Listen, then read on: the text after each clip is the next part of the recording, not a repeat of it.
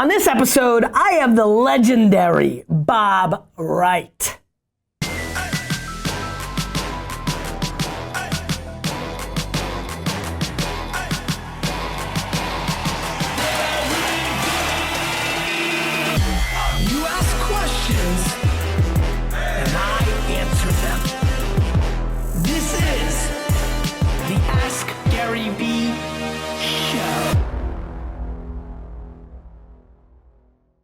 This is Gary Vay, Nerd Chuck, and this is episode 195 of the Ask Gary V Show. And we have a guest. Yep. Mr. Wright, Bob, why don't you tell the Vayner Nation, why don't I give you 60 to 90 seconds here to create a little context, your career, book, kind of the things that you're involved with. Obviously, actually, you know what, let's go to India. India, we've curated a show here today. By the way, let me jump in here for a second. Sorry, Bob, for a second. We are trying to do more thematic shows. We obviously had guests the other day for influencer marketing. We've got 3 or 4 more in the bucket. And this falls into that series. So why don't you tell the Vayner Nation, because they like you very much, what we're doing here, where the questions are coming from. So the questions today are all from nonprofits and people who work at nonprofits or NGOs. And we reached out to some people that we know from the Vayner Nation, or just people that we know from, being on the internet and on Twitter, using a very Gary tactic of getting out there into the trenches and searching for questions, and ask people to film their questions into videos, and that's what they're going to be. And Bob, I think throwing it to you under that framework, maybe a little bit about your professional career, and maybe how you fit within the context of that world a little bit. Sure. Maybe the unique angle I can talk about is that we formed Autism Speaks while I was working as the CEO of NBC Universal, when we did all that kind of work while I was still working, and that surprises some people. But you can do more than one thing at the same time.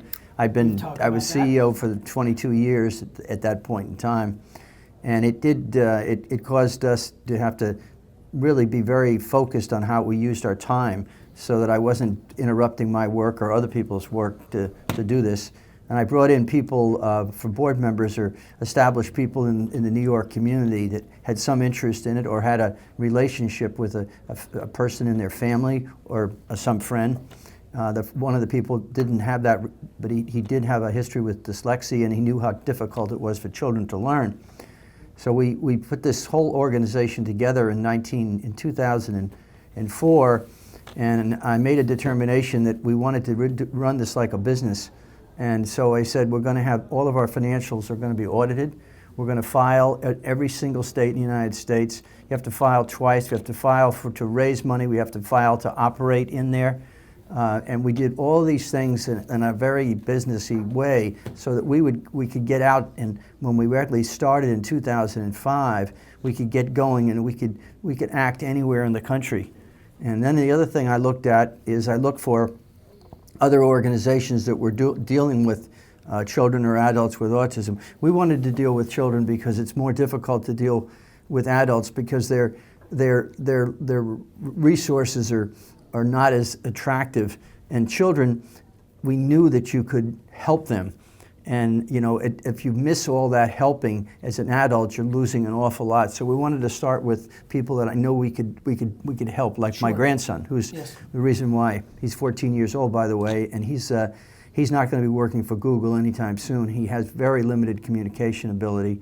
I'd say on a scale of 1 to 10, he's a 3 or a 4, perhaps. And he can only talk when he's heavily prompted.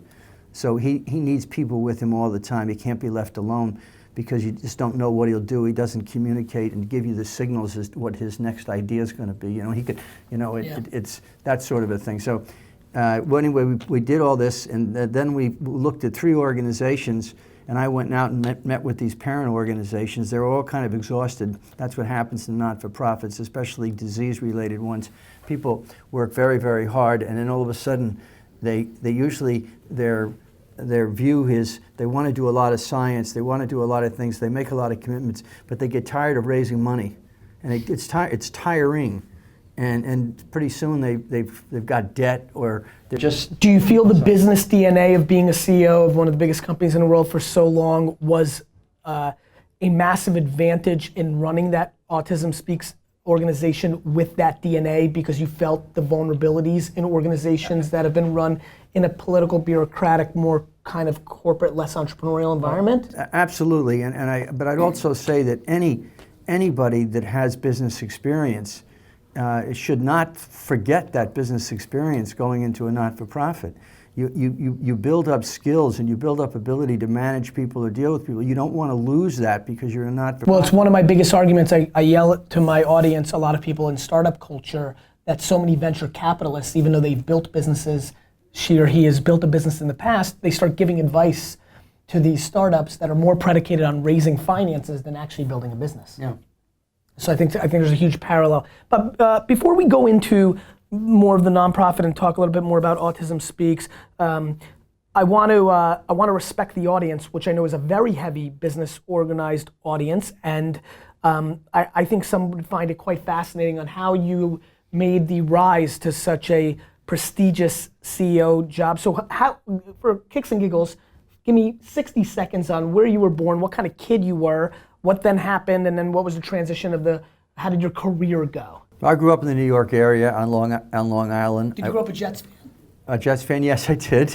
Well, I was on Long Island. Yeah, you know, name it, all the good stuff. Jets. All right, this is getting better by the second. Keep going. And I wanted my goal in life is I wanted to be Edward Bennett Williams, which at the time was America's most famous lawyer, courtroom lawyer, and he had all of the toughest cases and all of these remarkable things. And I went to high school in Long Island, I went to college, and I went to law school, and I was married.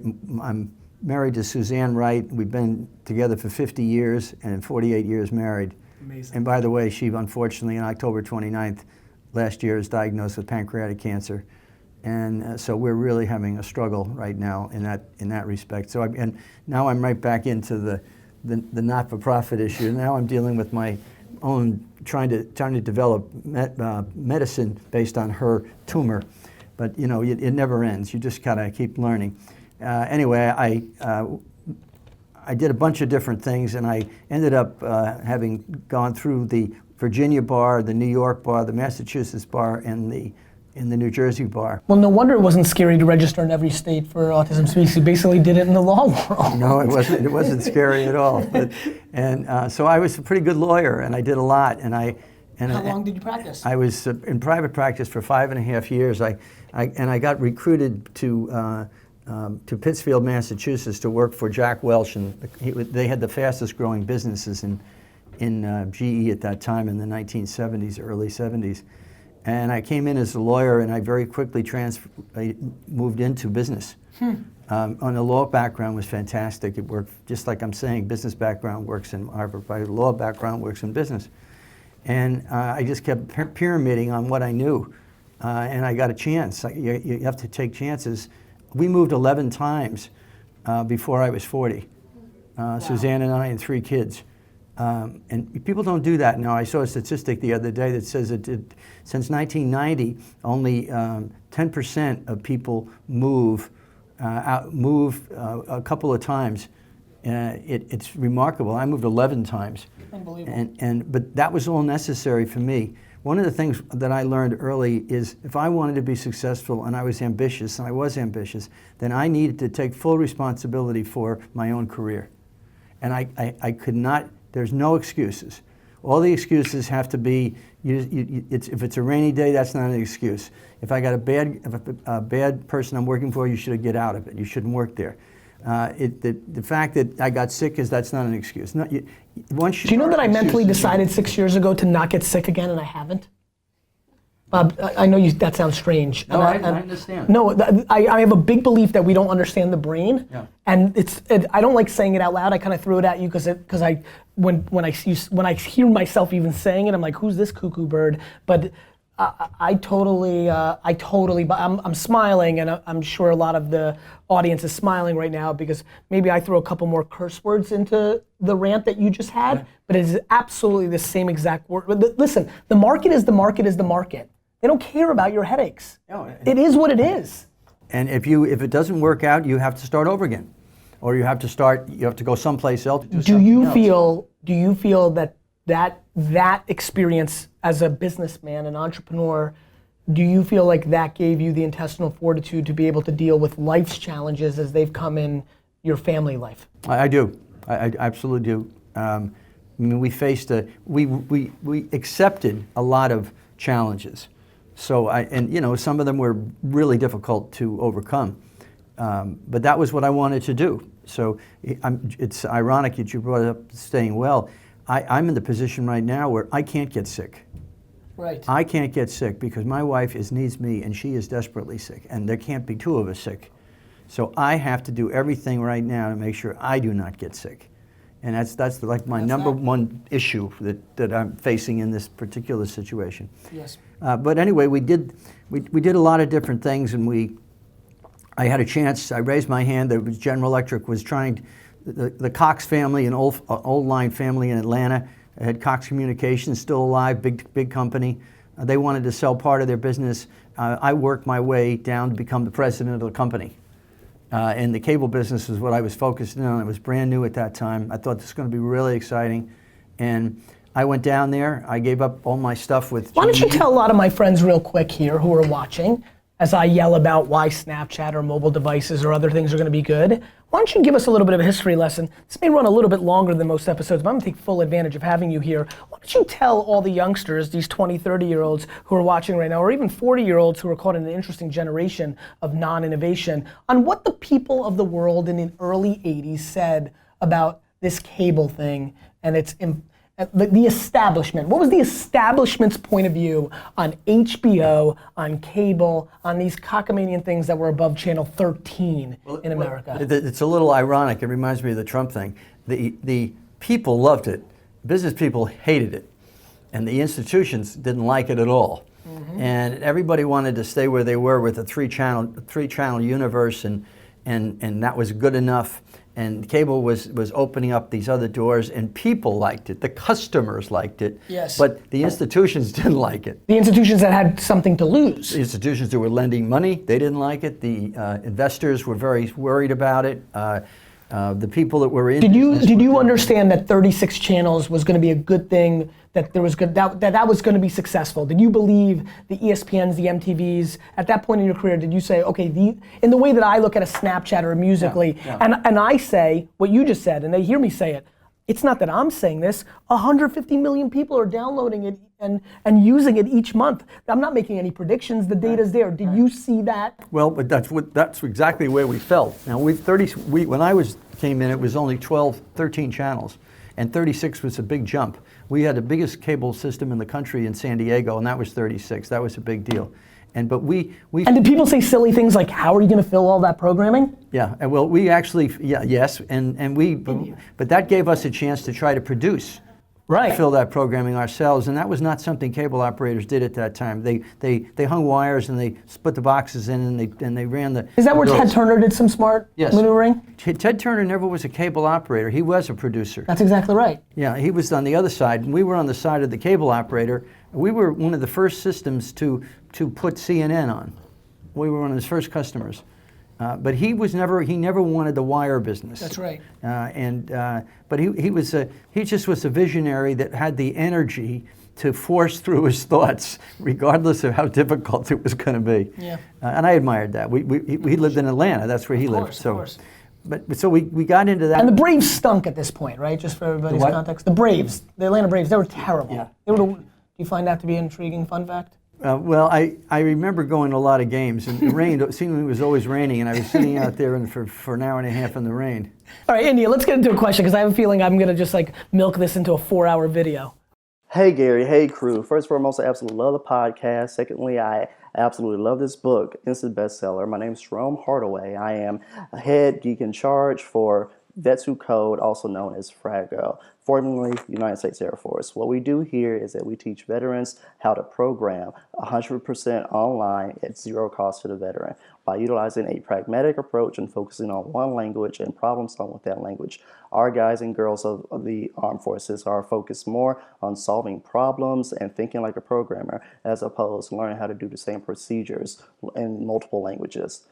Thanks to this, we've been able to help 75 veterans gain jobs in the software technology sector, totaling into $3.2 million worth of salaries. My question to you, Gary Vee, is how do we get into new communities that are tech rich and talent rich and be able to build relationships with those communities, even though we are not natively there, such as New Orleans or Boulder, Colorado? Thank you. Thank you for supporting veterans, and thank you for supporting Vets Who Code. Political help. Go ahead. Get political help. That's a very good story. You're going to need some governmental assistance. I hate to say that because and at the same time you can raise money. You can raise money, but you can raise money privately. But your argument for what you're doing has a lot of political clout. Sure. And if you go down and if you're in Louisiana and you want to go into New Orleans, there's enough politicians down there that would see this as an opportunity to make themselves look good. To make themselves look good and do something in the community. I think that you have a good political handle there to use. And by the way, once you start raising money with the politics, you'll get other people wanting to join the program. I think that's really. It's a good sounding. It's a good sounding situation. This is why this show's so fun when you have two people that can give advice because they come from such different angles, and I think that's incredible good advice. I would also say, my friend, that getting in front of the tech companies who are going to hire your developers when you're not in Silicon Valley, you're not in Boulder, is actually stunningly easy. It's called grit. Like, you can spam people. I'm sure you've had people through your career that have, in your career, probably sent you letters and faxes and now emails. I've been, in my professional career, it's been mainly email where they'll email me every day. Like, Gary, I need to see you for 15 minutes. I need to get to you. So you don't want to get into stalker land and be inappropriate. But if you want to email Slack, if you want to email Facebook, if you want to email Uber or Airbnb, these companies are becoming bigger by the moment too, and are also looking to have relationships no different than a politician that they can put on their website or put in a press release. While they're getting yelled at for setting up in Ireland and not paying taxes, they can throw this kind of thing, and you're right. I mean, your narrative, and we're about to hear some more, but nobody's ever in the history of America going to publicly say, I'm not that into the veterans. No. There's zero. There's people who will disagree on many things, but not that one. Right. And so I would say perseverance of reaching out to the companies in Boulder, Silicon Valley, New York, and trying different tactics, and also using Twitter search and engaging with them, because that's the one cocktail party of the internet where there's permission for you to create a relationship. Those are two tactical things that I would do. The other thing to do would be to try to get another location, somebody working with you in the more tech sensitive areas. Not necessarily Silicon Valley, but certainly New York or Boston, so that you can take this and have developed some, like yourself down there. Now you've got 3 groups out there, and then now that's where you're going to be able to spread, and job opportunities may be coming back both ways. Yeah, there's a lot of ways to deploy kind of remote, teams, especially around an issue like this, because so many families affected by it, and so many people I'm not affected by it, but I'm passionate about it and been involved in it. So I think there's a lot of tactics there. India? This one? This is my dad. This is your dad. India, this is very, very exciting. Your dad has made the show. He's made the show. Hello, Gary Vee. Love the show. Please don't stop producing it. I watch every episode. A question from the New World Symphony of Miami Beach. Our stability really depends on having a group of core donors who give continuously year after year after year. Their generosity is essential to our sustainability. So we know how to do this with the old-fashioned ways, using snail mail and email, but how does one do this with social media? Thanks in advance for your answer. Bye now. Now, is he dealing with vets or what? He works for a symphony orchestra. Symphony orchestra. Oh, a symphony orchestra. Do you like that kind of music? I do, but that's always a tough one to raise money with. Right, because it's always it's more nice to have versus the kind of heavy stuff that we've been talking about in the beginning, or even the vets. Yeah. Okay, so a couple things. That's a big place. There's a lot of music down there, so they should be able to do that. Well, the interesting part of his question that I find fascinating, he's also a very good-looking man, India, which makes a ton of sense. Is that so VaynerMedia, my company, and I'd be curious to hear in your company days, back to business, always dictating my nonprofit, my family life, the structure, the thesis. When I started this client service business, the thought of letting a client be too big of a percentage of my overall revenue, I was visceral to. I even turned down some opportunities because I didn't even want to open Pandora's box. Yeah. I would tell you the thing that scares me there is having any organization that relies on, and you've seen this a lot at the levels you've played at, 1 to 3 people being so passionate that they're driving so much of it, and then think something could change. Yeah. A life event could change where something else starts taking attention, and we're sitting right here in a real life example. So I have that problem myself with our What's Up Speaks, because Suzanne and I have raised so much of the money, and we have been so much of the infrastructure that we provided and everything, that pulling back is, I can see there's a guilt. There's a gap there. Yeah, and it's got to get filled. Emotional guilt for you, right? Yeah. I mean, like, well, yeah, it's, we built this, and now you guys have got to run it. And they're saying, well, we don't have you, so. So I think the answer is, this is funny to have you on the show. Your daughter's part of this ecosystem. I think you need to create content, whatever was compelling in mail form, that got people to say, I want to call and have a coffee and find out more about this. You need to create the videos and pictures that can do that in a social media environment. But here's some good news. You can target people of a certain wealth and demo and location on Facebook that could be very efficient and is better data than the historic snail mail data, and create that. Listen, there's a lovely gal that I know knows a thing or two about this, that you can, I don't want you hogging up any more time because you can chat to your lovely daughter about this. She knows the gig. So let's move on, India. Hi, Gary. First, I want to thank you for your overnight sensation video. All your stuff is great, but the overnight sensation video, when I get discouraged, I watch it and it kicks my ass. Thank you. The nonprofit sector is broken. Money controls everything. And for the nonprofit sector to change, and there hasn't been a unique idea, a brilliant idea, a disruptive idea in so long, it needs to change. And one of the examples that I like to use is coffee kiosks. Here's a coffee kiosk at YouTube. In Google, they're almost every 150 feet. They're common at most startups. You got free yogurt and free milk and free Red Bull and all kinds of free stuff. Here is our coffee kiosk. I'm CMO of a large nonprofit upstate New York. And it's not that we don't care any less about our employees. It's there's no funding. There's no funding for even free coffee.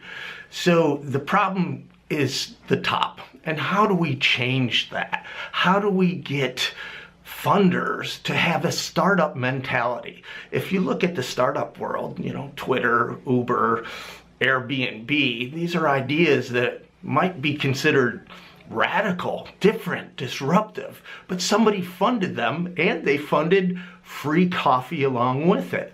We are not going to see change in the nonprofit sector until the funding streams change that empower us to do the work.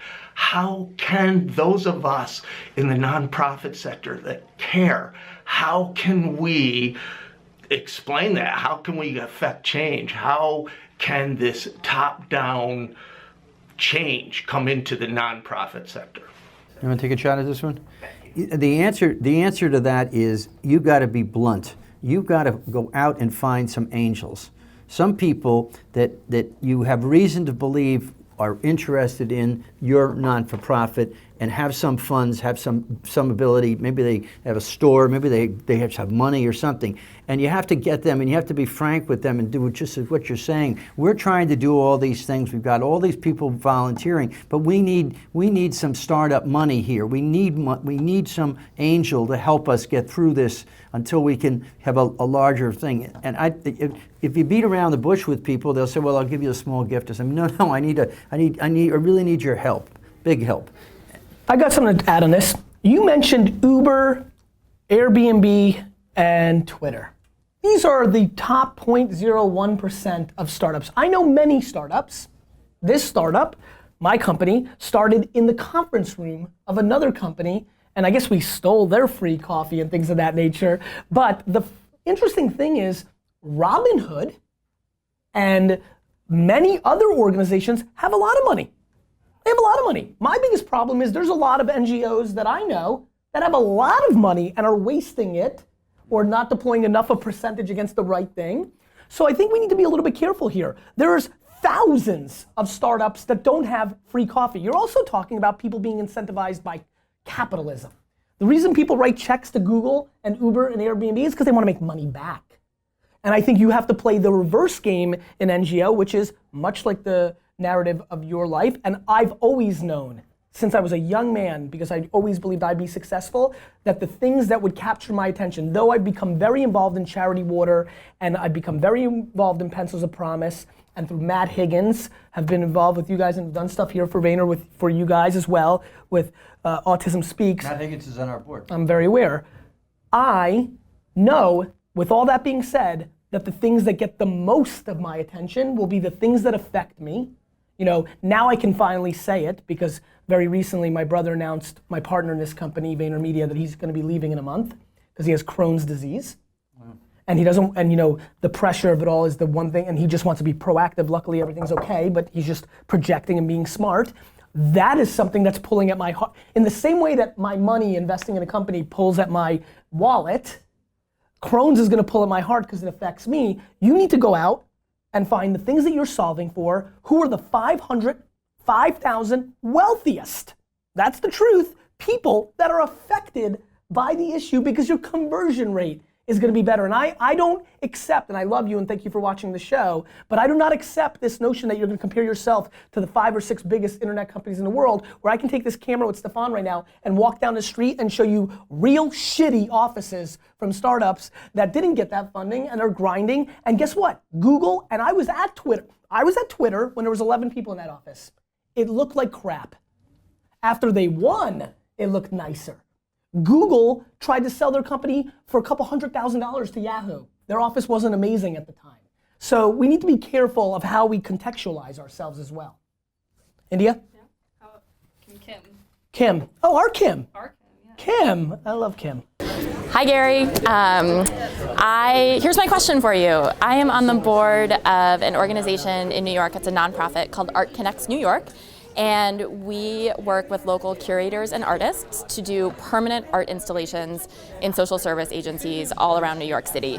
It's an amazing organization. We have partnered with hundreds of artists and dozens of organizations, but it's also super niche. And so we are working really hard to broaden the base of people who are interested in Art Connects and ultimately will help donate to the cause.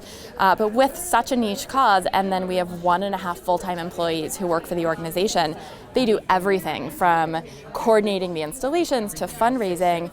We are super strapped. And so we're looking for some ways that we can quickly gain momentum to broaden interest in the organization, knowing that we have very, very limited resources. Thanks, Gary. My sense is, if you have a venture and it's got some complexity, you have to have some people or one person anyway that is really full time on this. Now, She said 1.5, right? Whether that person is paid or not paid is irrelevant. Yes. But if everybody's a part timer, I don't see how you get it done, because it's somebody's always going to be looking at their watch in terms of I got to go and what. And you're not. It's going to be hard to raise money that way. The other side of it's just as bad, where you take the money you raise and you pay 2 people that are average to be there all the time, and now you've got your energy level for the others goes down. I don't know all the details, but I was always from afar, when I became aware of what you were doing here, was so impressed that you guys were able to do so much when you were so busy being CEO of one of the biggest. And obviously I don't know who was full-time underneath or what happened. One of the first things we did is I went out to recruit a director, an executive director. And I got a very attractive guy who had been in not-for-profit world for a long time with cancer or leukemia, and he had a good personality, and I knew that we could get him. We tried to meld these groups together. You need somebody that's going to be full-time on that issue, not part-time. And he was very helpful. We were able to pull together 3 different parent-driven organizations with very few full-time people, but we had to, every time we got to the scale, I had to have somebody full-time in there. Sure. And Kim, listen. Even though it was a drag on the cost, it was just necessary. Kim, listen, we're not confused, and you know I'm never tone deaf. We're not confused that the air cover and the brand equity and the place where Bob was in his career is different than this organization, and that's always quite important. I think the thing to really think about, though, is get that word quickly out of the equation. Unless you have a miracle situation where some art installation or art moment becomes so culturally relevant that everybody becomes aware and wants to donate, AKA the Ice Bucket Challenge. People want to be cynical about that. The data is very real. Incredible, very real. They had a moment, but that's a virality that comes around once in a generation. And so we need to be much more practical in that those 1.5 people, and they're incredible, I would like to think, look, I think anybody who devotes their careers and all their time to a nonprofit are so passionate about that they can be patient over a 5 to 7 to 12 year window. Hey Gary, it's Kerry here with SurvivorRadio.org. We're an online radio station themed for the cancer community. Our goal is to provide both insight and monetary support for incidentals and cancer patients all around the world. We're a fairly new nonprofit with limited resources.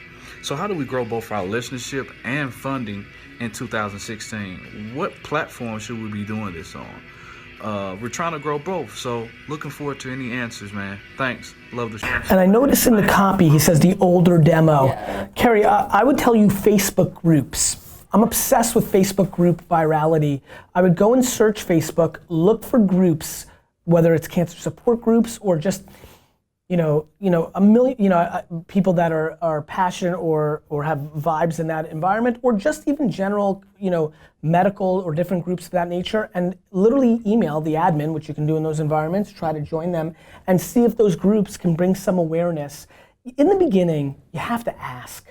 When you have nothing else, when you don't have dollars, you have your creativity and you have your grit, and so you have to ask. And so I think whether it's influencers, I mean, look, you just did it here. You asked on Twitter. You followed what we're doing. Now 50,000 people in a week will see this. You're gonna be linked up in here. Stefan, let's link up all the organizations because I wanna make sure everybody clicks and finds out about them. And so in the same way that you asked and you took a shot here, and guess what? Hundreds of other people took a shot and didn't get on today's show, won't get the exposure. That's just the way the game works. And so I think Facebook groups though for the older demo is actually a very, very intriguing play. Any other thoughts from your standpoint on things that you've seen outside of your own ecosystem where you had equity, Bob? Things that you've watched from afar or have watched over the last 30, 40, 50 years of seeing things grow from not having any leverage in the beginning and them hacking their way, or people that were able to get to you through your career that had no, relationship or anything, but just reached out to you, I'm thinking of a friend who reached out to Malone and a bunch of other titans in media and actually got to spend a day with most of them because most of them actually just said yes. Well, let me offer a comment to you that it's probably not directly on that point, but something that's been bothering me for a year or so. People come to me and they ask me, how do I get into the business? So forth. I think you want to look at yourself and decide what kinds of things you really want to be associated with. And you've got to kind of make some decisions. You just can't be dragging 15 different ideas. You've got to make some decision. But given the situation today, especially with the internet, the best thing you can do when you're starting out is to get in the technical side of the business. Learn whatever you can on the technical side of the business. What you're doing here with a camera, when you're picking up information, how do you use the internet from a standpoint of the technical part? You become very valuable to other people. And whether it's especially a not-for-profit, where everybody wants to do, they want to do Facebook groups and so forth. How many people know how to do that easily? And if you really get comfortable in these areas, then you can be very, very useful and much in demand. And then you can become a practitioner. Go figure. Actually have a skill. Go figure. And you keep learning. Once you're in here, you're learning and learning more. So I don't have to call up Ahmed every minute to figure out why I can't do this or that and the other thing. It kills me. Yep. But if you're comfortable with it, you're building a basis that's going to be very attractive, whether it's for-profit or not-for-profit, and you can really help people, and that's people looking to hire people that can help. 100%. Bob, as we're wrapping up the show, any last thoughts? And then it's customary when somebody's on the show for them to get to ask the entire community a question of the day, and then given the context of this show, any request from me and the Vayner Nation that could be beneficial. A request of the day, something a little bit new. Well, I guess my request is that since my real charity is Autism Speaks, and we're all around the country and we represent We represent people with autism and family with autism, and our website is on all the time. We're on Facebook, we're on Twitter, but our website has been our primary method of communicating with people. So if you have it via email as well? Yes, but if you have issues, you questions, you want to be part of it, and you know something that could be helpful, please go there and make yourself known. Everybody will be happy to meet you, and it's very local because there's not a large community in the country that we're not active in. Fantastic. So we'll link that up. We'll make that linkable. Stefan, let's make sure we get that all right. And what about, Bob, a question of the day? This could be, again, could be a business contextual question, an NGO space. We could talk about the jet. You can ask a Jets question if you're in the mood. Any kind of question of the day that you want to ask the Vayner Nation. Or, let me ask you. I guess this is a kind of a general one. One of the things that it appears that it's like personalized medicine. We're now doing personalized video, and since it's more and more people want to control where they use video, they have the tools now. The technical tools are there to do it, and there is a potential that may get so far, but that also distance you from other people. If you're watching video and you're picking it out personally, and if you're not connecting to other people, you're getting more of a loner situation. Are you scared about what technology is doing, Bob? I'm not scared. No, I'm just worried that people will want this, are going to do it, but they're going to realize at some point that they're not getting enough social connection if they're just doing personal video. Because everything's going to be available. Everything. It's only a fraction of what's available today. There's going to be a lot more, and you're going to be able to you just your video. You're eating up a lot of time, and if you're not communicating with anybody else in that process, I don't know where that goes. Well, I think you know this because I've been very fascinated by it, right? I'm curious if you know that. Exchanging data is different because you're exchanging with somebody. Well, I think you can also look at the argument the other way, Bob, right? Which is that in 1947, without these tools, if my cousin lived in St. Louis, I maybe was not communicating with that person at all, or through written word. Or we can go back and read all the things that were said about the telephone and how it was going to destroy communication. Right, I think the interesting part of that question, is it a negative or is it a positive, right? I don't know what it is. I just know that it's different. It's different, and maybe we're going to be more into the mode of using the tools of it only lasting 15 minutes or 20 minutes or 30 minutes, and maybe that's the one. Of course, that's the fastest growing of all the apps. But maybe that's the way. Are you a big Snapchat enthusiast? I'm not, but I'm trying to figure out why I'm not. Good. I like that. Because it allows you to clear your mind about it. You don't have to carry around this list of things you've set up for the last 10 years. You can start every day fresh. I mean, look, Bob, I think we're living through. It's an evolution. I mean, again, as being somebody who's lived a little bit longer than the rest of this room, you remember things where literally people said Elvis Presley was the devil because he shook his hips. I don't know if you've seen what the kids do now, but it's a little bit more aggressive than how good old Elvis brought it, right? And when you look at what people said, about the telephone or listen, wait a minute, I'm missing a big opportunity here. Many people said 36 channels on television was going to ruin the kids because they were going to have too much information. Or what I grew up with, which was, I don't know if you know this, but Atari and Nintendo were going to ruin me. And so I think the one thing on this issue that I think is very curious is I find the younger generation to actually be more social, not less. Yes, maybe us older folk, me included, everybody 40 and above that didn't grow up with this as kids may look at them as less social, but I would argue that they're just being social in a different way. My real focus is video. Is video a help, or is it an objective, or is it just an aid in the communication? Oh, well, I think that I'm curious to see what everybody has to say. My friend. Thank you. Thank you for being on the show. Thank you very much I wish for you having well. me. It was a lot of fun. You keep asking questions, we'll keep answering them.